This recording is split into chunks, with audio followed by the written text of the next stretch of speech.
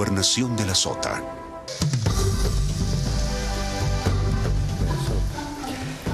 Me estaba acordando de, antes que empezáramos a este bloque, un dicho italiano. Los italianos son los que más saben de guerra, ¿no? Maquiavelo, en fin, la política en serio, ¿no? Y hay una frase italiana que siempre me encantó y me parece que con el caso de Nisman viene muy al caso. Es un bel morir, tutta una vida honora. Un bello morir honra toda una vida. Y el caso de Nisman puede haber tenido efectos, pero ¿quién va a decir hoy cuáles eran? Porque toda su vida ha sido honrada con un bello morir. Que todavía no está determinado fehacientemente, pero damos por descontado, o da mucha gente por descontado, que se trata de una muerte política con consecuencias o que a partir de su tarea. No, y solo el hecho de haber mantenido su actitud pese a los riesgos y haber sufrido las consecuencias ya honra una vida. Sí. Los diputados Oscar Aguad, Federico Pinedo, Fernando Sánchez, los invito a que veamos juntos, y comenzamos el diálogo, el impacto del caso Nisman hoy en la opinión pública. Usted quiere una fotografía de las tantas que se pueden tomar. En primer lugar, una placa vamos a mostrar. ¿Qué piensa la gente de la muerte de Nisman? Ahí está en pantalla, el 70% no cree que el fiscal federal Alberto Nisman se suicidara. El 82% considera creíble la denuncia contra la presidenta Cristina Fernández de Kirchner. Una de cada 3 personas opina que alguien empujó al fiscal a quitarse la vida. El 57% no cree que el caso se vaya a resolver. Es decir, de cada 10 argentinos, 6 prácticamente no creen que el caso se vaya a resolver. Y el 50... Usted, le voy a preguntar, ¿usted está entre esos 6? ¿Que no creen? Sí. Yo también. Somos dos para llegar a 6. Porque que haya una resolución judicial no significa que estemos cerca de la verdad real. Los cordobeses sabemos cuánto demoramos, doctor Aguad, en conocer qué pasó en Río Tercero, por ejemplo, en la explosión de Río Tercero. La segunda placa, el impacto en la imagen de Cristina Fernández de Kirchner. Aquí hay encuestadores que sostienen, para el 63% impactará mucho. Hay otros encuestadores que plantean que no, que puede ser efímero, tampoco que pueda acarrear demasiado trastornos para el candidato oficialista, en este caso Daniel Scioli. Para el 20% le afectará algo y solo el 12% cree que no le afectará. En todo caso, en esta placa, que es un resumen de 3 encuestas, sí, claro, la gente ubica a Cristina Fernández de Kirchner no como víctima del caso Nisman, sino como víctima de la incredulidad o de la propia mala praxis que el gobierno comenzó desde el minuto en que se conoció la muerte. ¿Y ustedes qué piensan? Yo pienso lo que vengo pensando desde hace mucho tiempo, que tenemos que juntarnos los que pensamos en un país diferente. La Argentina necesariamente tiene que cambiar el rumbo. Lo que está pasando hoy es consecuencia de todo lo que hemos vivido y de todos los errores que se han cometido en este país. Un país sin instituciones, un país sin controles, un país sin rumbo económico, con 12 millones de pobres, un país que, la verdad, tiene que cambiar el rumbo. Por eso yo sigo pensando en un país diferente. Esto desde el punto de vista de lo que viene, pero ¿qué decirle a la gente sobre las garantías para vencer la incredulidad? Fernando Sánchez ha representado a Elisa Carrió en una denuncia muy fuerte en tribunales, que tiene que ver con el trabajo que Nisman hacía, porque acá hay como 2 grandes vectores: la muerte de Nisman y lo que produjo Nisman antes de su muerte, que fue una denuncia que habría que preguntar también a la gente sobre esto, ¿no? Mira, Pablo, vos preguntabas qué hacer para no perder la esperanza, no estar en el conjunto de ciudadanos que creen que no se va a poder esclarecer. Y no solo que no se va a poder esclarecer la muerte de Nisman, no se va a poder esclarecer el atentado a la AMIA, 21 años. Entonces, ¿qué hay que hacer? No quedarse de brazos cruzados. Nosotros desde la política tenemos que proponerle a la sociedad de que hay mucha gente, de que hay muchos en el Poder Judicial, de que hay muchos políticos que trabajamos día a día, como dijo Oscar, para poder llevar a la Argentina a un estado de democracia republicana. Hoy no es así, ¿Usted cree que la marcha de los fiscales el 18 de febrero ayuda a esto? Yo creo que sí, más allá de las polémicas, me parece que hay que dejar las polémicas de lado, quiénes van, quiénes convocan. Hay que pensar lo siguiente, Mariano. Es el segundo presidente, la presidenta Cristina Fernández de Kirchner es el segundo presidente de la Argentina acusado por encubrimiento de atentado terrorista. Y el atentado todavía no se sabe quién lo perpetró, por lo menos desde el punto de vista de la justicia. Entonces, la sociedad argentina tiene que reaccionar, tiene que decidir, tiene que movilizarse para demostrarle al poder, en este caso al de Cristina Kirchner, pero tiene que tomar una decisión este país, lo decía Oscar. Después de saberse lo que Carlos Menem hizo sobre el atentado terrorista y sobre otros, Río Tercero, vos lo decías, fue votado nuevamente. Entonces, ¿cómo nos podemos sorprender de estar en el estado en el que estamos hoy? Federico. A mí me llama la atención lo de las encuestas, ¿no? 82% decía ahí que creían que era verosímil que el gobierno haya intervenido en la muerte de Nisman. Y la imagen positiva de la presidenta debe ser 40%, o algo menos. Hay algunos números que no me cierran, o hay gente bastante perversa en la Argentina, o el poder nos ha acostumbrado al abuso, que yo creo que esa es un poco la situación. A veces decían la única manera de esconder un elefante en la calle es tirar 10 elefantes a la calle, y por ahí es mucha la gente que piensa que en la política son todos unos delincuentes, y entonces que alguien sea un delincuente y dice, bueno, es un delincuente, pero es igual que otros. Y en la medida en que no cambiemos esta realidad, nuestros hijos van a vivir en un país donde es posible que gobierne la mafia, es posible que sea un país irrespirable, es posible que no haya ninguna perspectiva para desarrollar un proyecto de vida personal, para los hijos nuestros, no para gente que no conocemos. Entonces tenemos una enorme responsabilidad hoy nosotros, ¿no? O la asumimos y pagamos el costo de asumirla, o nos rendimos y los mafiosos, que son poquitos, se quedan con la conducción de un país extraordinario como la Argentina. En ese caso se me ocurre, y estaba pensando ahora, que este bloque tiene tres componentes político-partidarios de diferentes espacios que podrían llegar a converger en un frente electoral.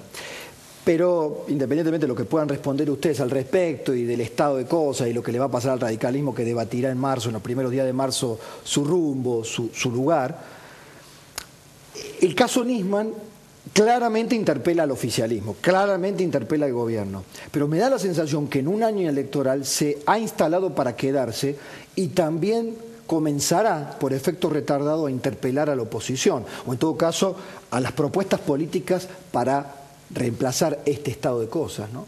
En ese aspecto me da la sensación, y se los quiero preguntar, que la reverberación del caso Nisman les tocará a ustedes, en términos de una opinión pública que hoy le quiere decir basta esto, pero que mirará así y dirá, ¿qué me dan?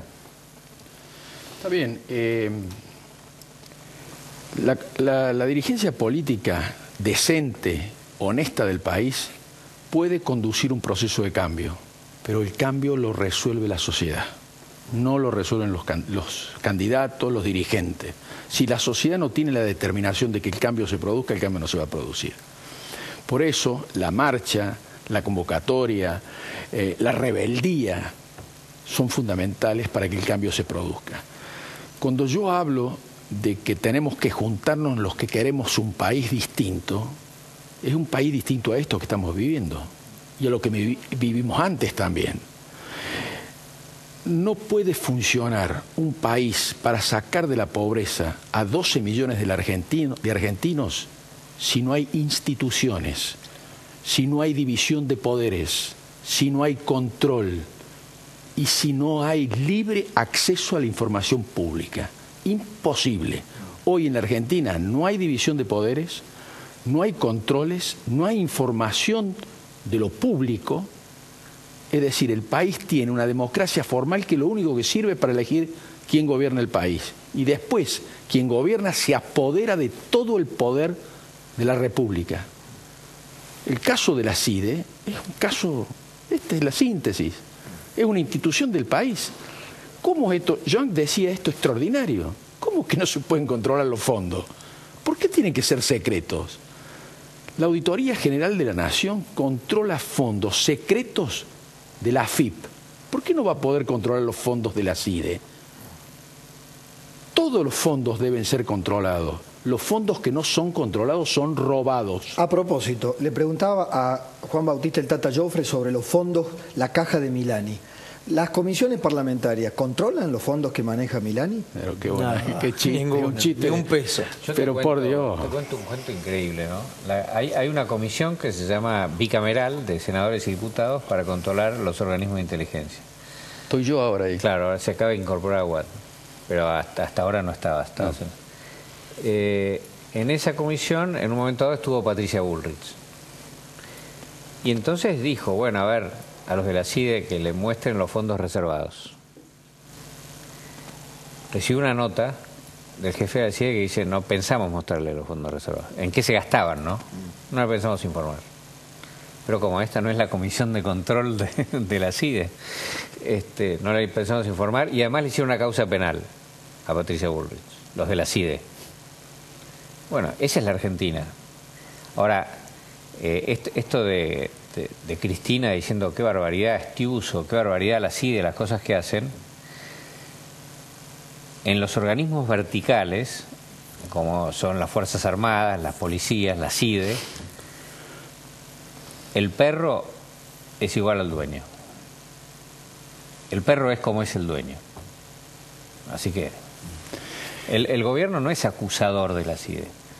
El gobierno es acusado en este momento por lo que ha hecho con la CIDE. ¿Eso es lo que consta en la denuncia de Carrió? Ni más ni menos. A ver, en primer lugar, son dos cosas. Primero, lo que hicieron los más altos funcionarios del Poder Ejecutivo respecto de la causa de la muerte del fiscal Nisman.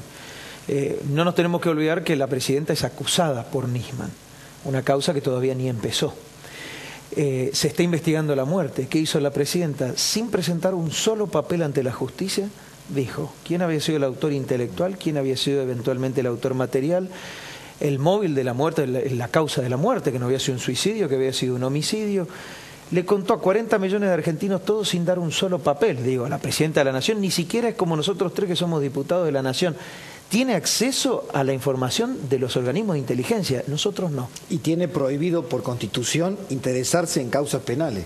Absolutamente, aunque la involucre a ella, que tiene el derecho y la obligación de ir a defenderse, digo, porque además es acusada, pero en esto tenía que guardar las formas, pero no solo las formas, para no entorpecer el accionar de la justicia. Ella, Aníbal Fernández y Gil Carbó hicieron todo lo contrario. Todos los días a las 7 de la mañana Aníbal Fernández direccionaba la causa. La presidenta de la Nación, cadena nacional, direccionó la causa. Gil Carbó, la jefa de la fiscal de la causa, direcciona la causa. Segunda cuestión, lo que decían ustedes. El gobierno nacional, lo que decía Federico, el gobierno, el Poder Ejecutivo Nacional, no es acusador, es acusado. Cuando nosotros, yo en una época, y fui diputado la primera vez en el 2009, mandé una nota al presidente de la Cámara, Balestrini en ese entonces, y le dije dos cosas. Primero, porque no estaba integrada la Comisión Bicameral Revisora de los Organismos de Inteligencia. Me contestó a través del secretario parlamentario que no la iba a integrar y que no me pensaba contestar por escrito. Presidente de la Cámara, nuestro presidente. En segundo lugar, le pedimos a la comisión que citen a Sonia Fornacero, que es la responsable del manejo de los fondos reservados. Nunca, jamás.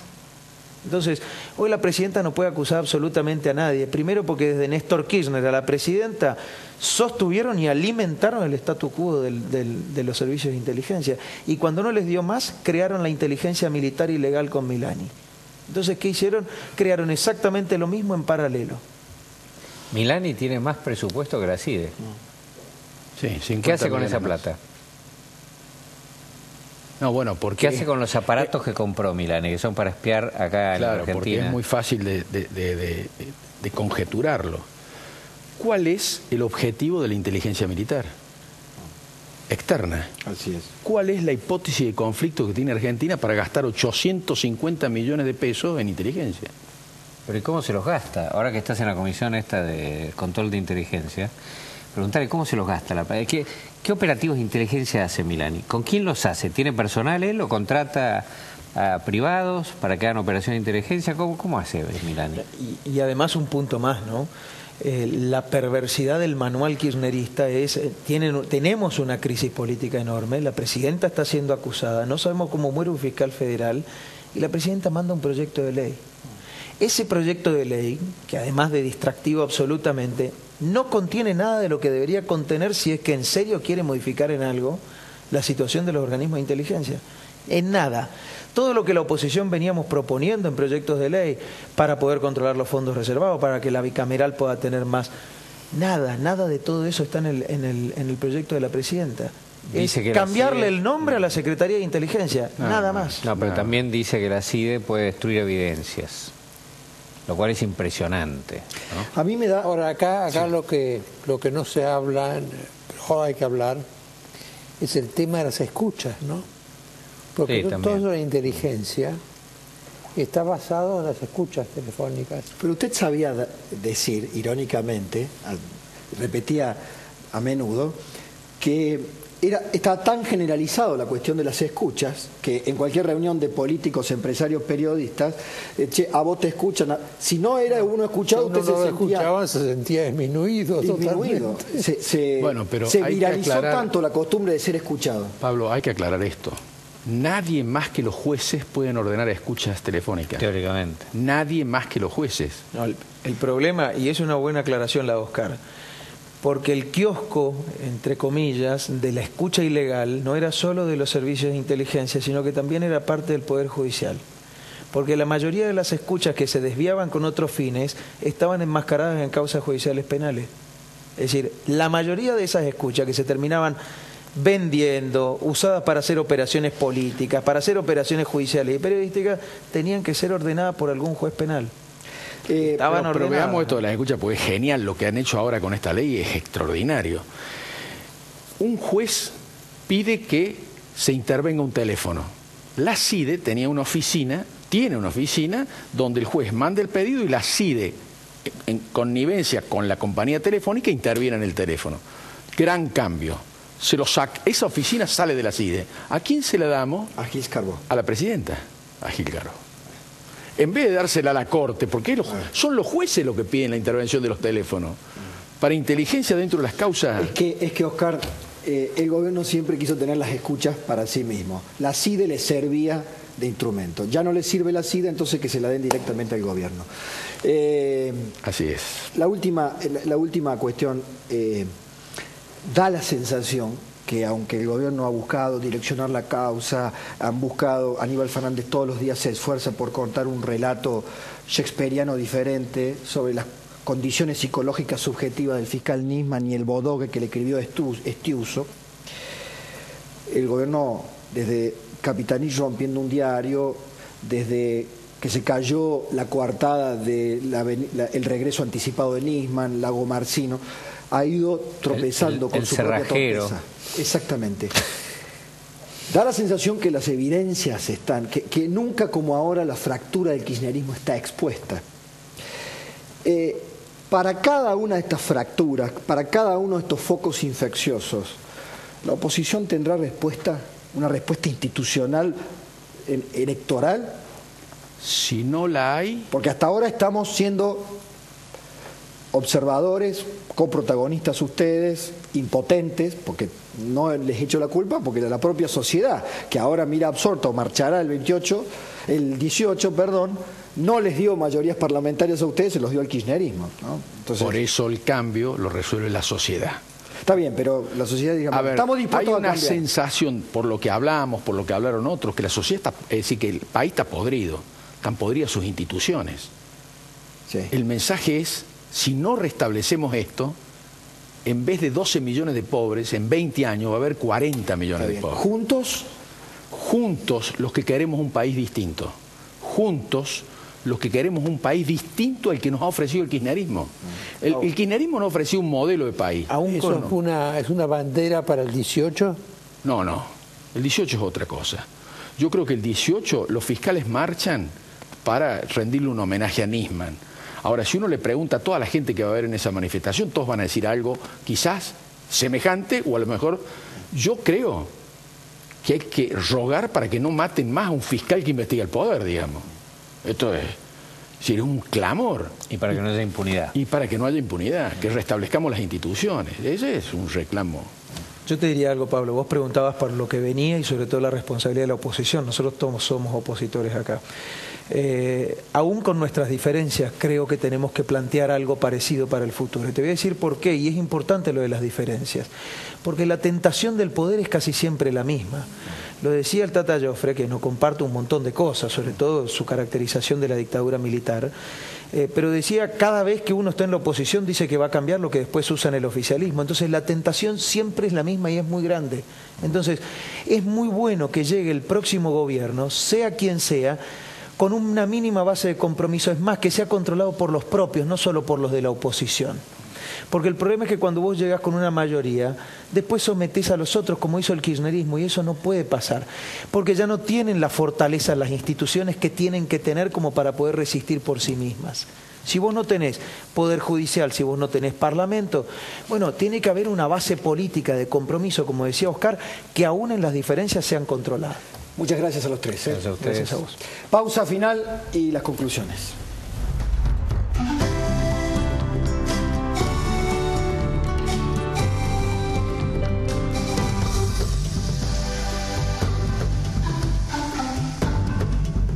Para vender bien alhajas